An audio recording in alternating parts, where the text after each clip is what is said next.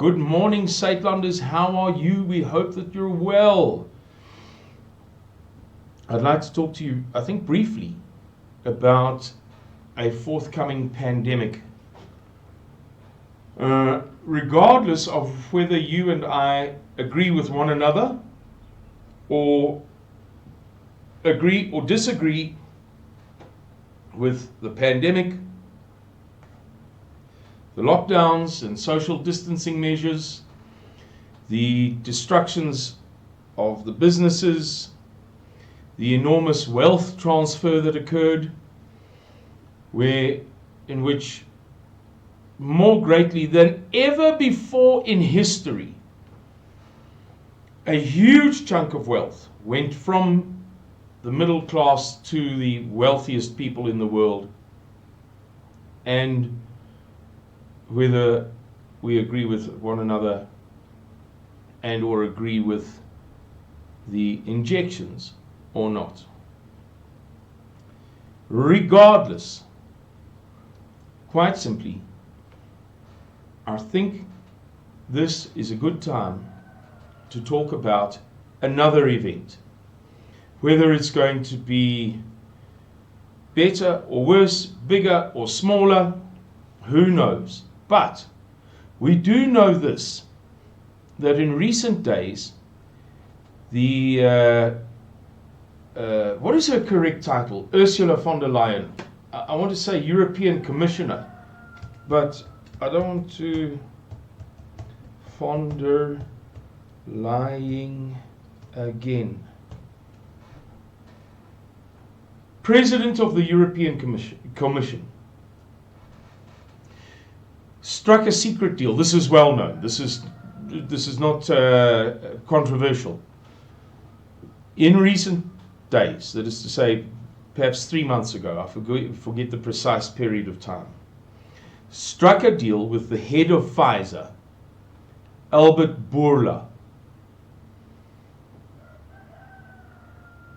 to procure from Pfizer, for Pfizer to provide 10 doses of injection for every man, woman and child in the European Union, in the 27 countries of the European Union. If Ukraine had joined the European Union, it would have been country number 28. There are 27 countries in the European Union, although there are more in what is classically considered to be Europe. We needn't be distracted by that. The point is just that the European population is by some counts as high as 700 and something million people, but the population of the European Union is far smaller. It's 439 million, I believe, something along those lines.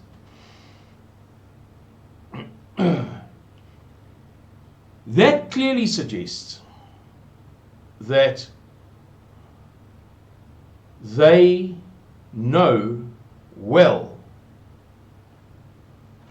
that they have very good reason to believe that another pandemic is coming. Now, you may be one of those people who says, but Simon, the reason I disagree with you is because we know for a fact that there were no excess deaths in the year 2020. So in the year that the COVID-19 supposedly devastated the world, nobody, more than usual, they measured it on a 5-year average, or they measure it against the previous 5 years, what they call a moving average. So it shifts along every year. I put it to you that it may be that the pandemic for which the European Union is preparing is far more severe than the COVID-19. It may be that this time around we experience a pandemic that makes more people ill more than the 5-year average, that there is an actual increase in the number of deaths annually when measured against the 5-year moving average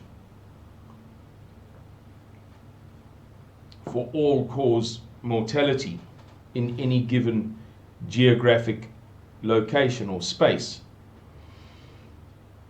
I put it to you that we should be very seriously considering, what if the next one is real? I'm not saying the other one wasn't real. I'm using that strong term even for the skeptics.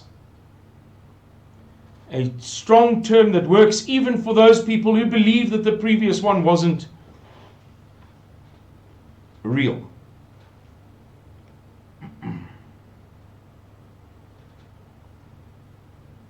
I put it to you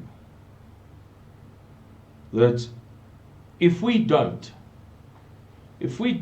begin to think now about how we're going to handle a real pandemic, as it were, we may be caught with our pants down. We may wake up at some point and discover that there is a severe threat to our health and welfare, and the health and welfare of our loved ones, and we haven't a clue how to handle it. I don't have all the answers, and I mock those people. May you not be one of them. But I mock those people who adopt that American style of management. Don't come to me with problems, come to me with solutions, man. That's, in my opinion, foolish. Because the fact that I can see that a tsunami is about to break on your head, tsunami wave, while you've got your back turned at North Beach in Durban, doesn't mean that I have all the answers. Should you dive into the wave, which is the classic way of people who know the sea well, surfers and lifeguards and scuba divers and skin divers, spear fishermen, when they're challenged by a huge wave, they go into it, never away from it.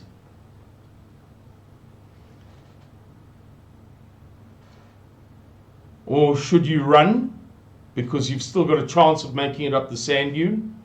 Or should you grab your two little kitties and just hold them tight and pray for dear life? I don't know.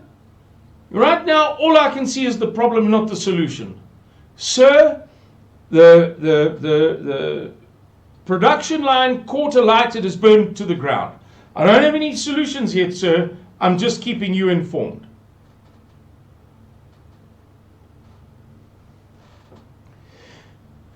So I don't know whether to suggest, well, anything. But I do know, with what little wisdom I have, that the European Union has not bought 10 injections. Not your one shot, you only need one shot, we're throwing a boost up. No, 10 for every man, woman and child in the European Union.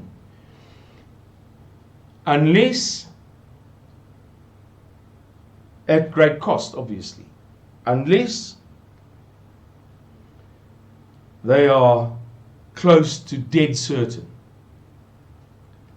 that there is going to be another pandemic in the foreseeable future, not in 30 years' time.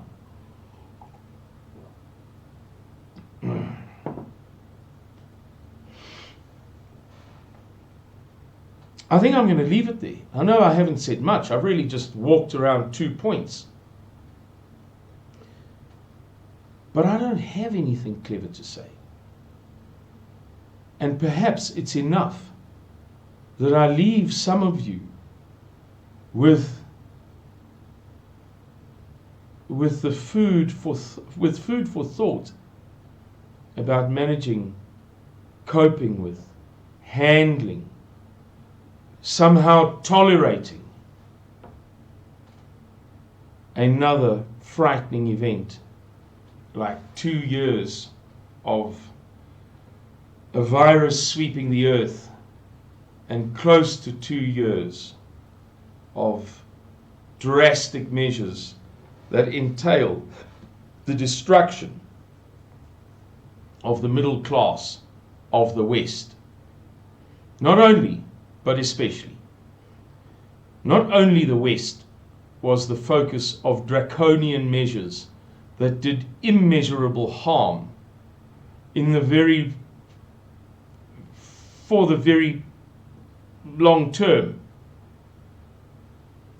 but Australia, New Zealand, Canada, the USA and Western Europe, along with China, a lot, maybe one or two other places, were the absolute focus. The West, Christendom, was the focus of this thing.